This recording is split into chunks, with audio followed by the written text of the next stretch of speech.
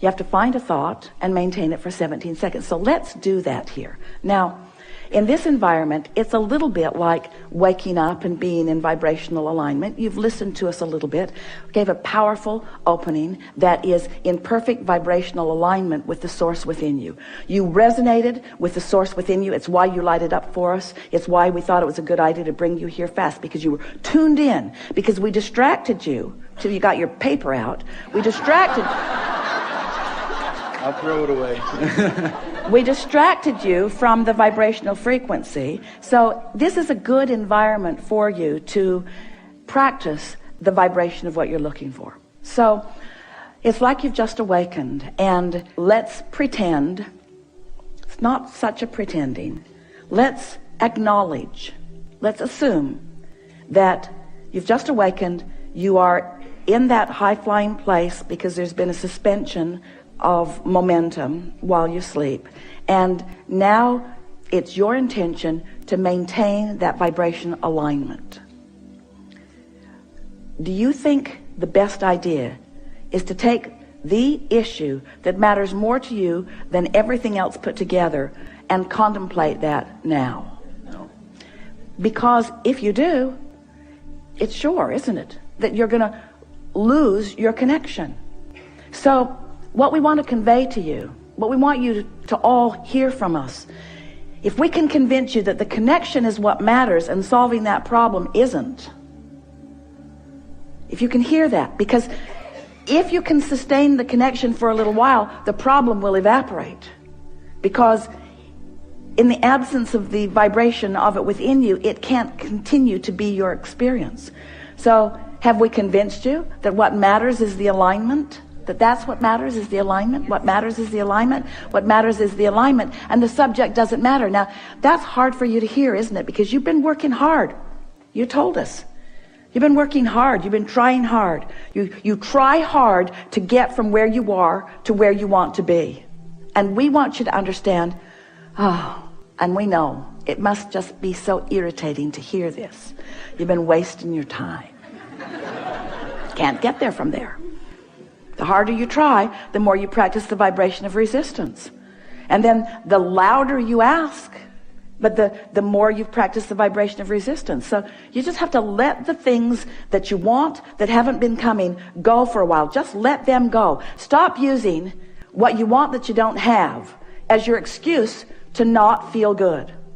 In order to sort of drive this point home in a way that you can really hear it, we've begun speaking about your point of attraction. Your point of attraction, do you sort of understand that? If you are the creator of your own reality, and if law of attraction is responding to your vibration, then doesn't it make sense that you're standing with a habit of thought, with a pattern of vibration that is being responded to, your point of attraction? So if you're fearful all the time, your point of attraction is very far from what you really want. If you're ornery all the time, or a lot of the time, your point of attraction is different from what you want. Your emotions are your indicator of what you're doing vibrationally. Have you been listening to us long enough to sort of understand what we mean by that? You were source energy before you came into this physical body, and a part of you came into this body. A part of you came into this body, but the larger part of you is still non-physically focused. Just deal with that. Humans want to call that your soul or God force. We want to call it that non-physical, eternal part of you that you have sprung forth from, but that you're still intricately tied with. It's your vibrational nature. It's your true vibrational nature. So that part of you adores you. When you're mad at you, you cause a vibrational difference. That part of you loves others. When you find someone who is despicable, Esther loves that word, despicable, you cause a vibrational variance. So when you separate yourself from you by the logical thing that you've chosen, that's a vibrational variance. But if you practice it long enough, then you end up in this sort of habit of vibration. So we've been wanting to demonstrate that your point of attraction is like a sort of swirling state of being. It's a vibrational disc, sort of like the seven dwarves. There was Henri, well, they called him grumpy, but same difference, and happy. There was dysfunctional and passive aggressive. So Esther's up to about 200 dwarfs now. She's having such fun. She recognizes them around in herself and others. So there are these habits of thought, these vibrational habits of thought that represent this sort of vibrational place where you hang out. And so if you've been hanging around in hopeful but not believing, then that's what the universe leads you to. If you're hanging around in despair or discouragement, then that's what the universe leads you to.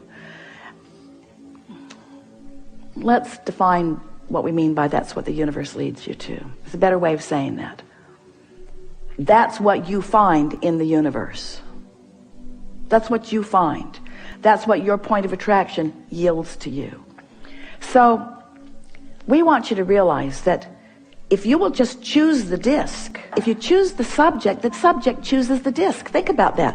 I'm going to think about money. Despair. Not really. It could be optimism, or it could be fantastic journey. You know where you're at relative to that. When you think about wanting a relationship that you've never known, but that you sense is there, that you really want, and you feel lonely or the absence of it, loneliness is in a very different place than joy. So we're saying this to you more clearly than we've ever said it before. Choose the disc by the way it feels, not by the subject that you want to place on it. That's a good way of saying that, isn't it? So when we say, what are you going to think about? Your answer, if it's a really good answer, is anything that keeps me up here. Oh, well, are you going to think about the things that are important to you? No, that would take me down here. Because the things I really want, now we know, you know, we're playing with you because we see you progressing and having wonderful lives in many regards, but you know what we're getting at. Sometimes the things that matter to you most don't make you feel that good because the vibration that you've practiced isn't one of knowing or expecting. Every subject is like a big long stick or a little short stick, doesn't matter. It's a stick. A really big long stick that has two ends on it. On one end of it is what is wanted, and on the other end of it is the absence of what is wanted. And so if you pick a subject where you've been practicing what you don't want, and you say, I'm going to set a goal about this, well, then what you've actually said is, I'm going to set a goal to practice a thought that's way down here. And I'm going to practice it, and I'm going to try, and I'm going to struggle, and I'm going to proclaim my goodness, and I'm going to keep score of where I am, sort of like the things that you were telling us, only we're exaggerating it dramatically. And life's just going to keep giving you the same thing. So you pick your disc by how you want to feel. This morning, Esther was in her sleeping room, and she could hear some children and parents moving through the hallway with great volume. And her first thought was, they should be quiet, people might be sleeping. And her next thought was, they're really having a good time. Now, which of those thoughts do you think was the best thought for Esther to think? They're really having a good time. Then Dad started singing. It was awful. The worst voice ever. But he was so joyful in his singing. And Esther thought, that's really a beautiful thing. I hope no one ever tells him how bad he is at this. So she had the potential of going all over the place. But because she's been practicing that, it's like that's where the thoughts now must be.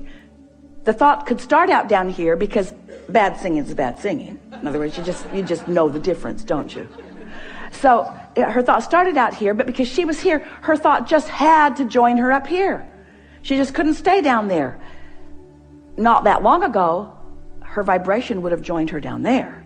Now, her thought is joining her vibration. Can you feel the difference? That's step 4. I've sustained my vibration long enough that everything in my universe has to join me where I am, or it's going to bounce right off of me.